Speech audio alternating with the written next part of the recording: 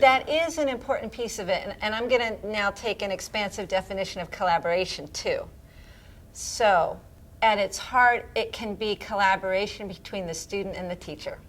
So you don't have to have the collaborative assignment of the semester will be, although I would recommend it, that's really useful.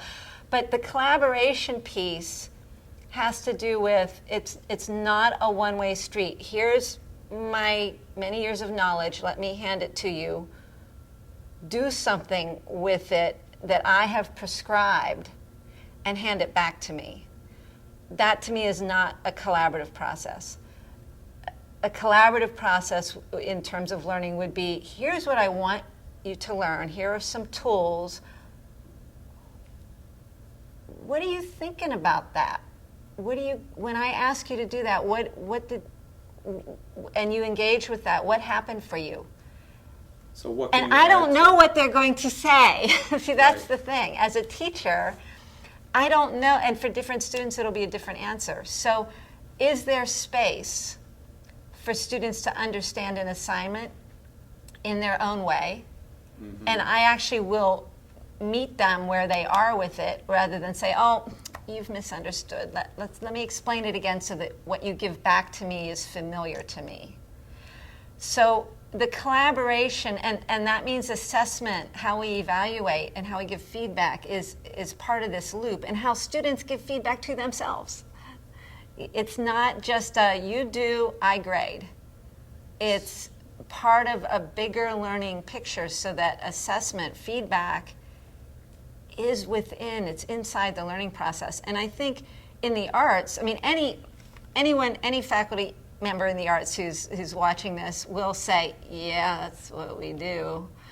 Because you kind of can't not do it any other way. If I'm going to teach someone to dance, I'm not going to show them 10 minutes worth of movement material and then say, okay, do your best, like, do that.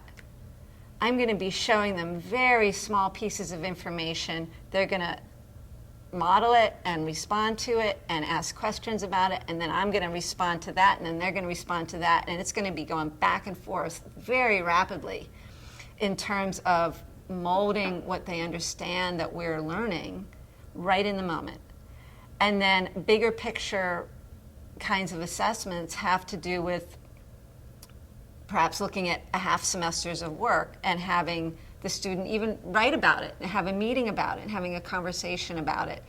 And when I read a reflection paper, I learn a huge amount more about what they're perceiving in what I'm doing. So all of that's assessment. All of that is feedback.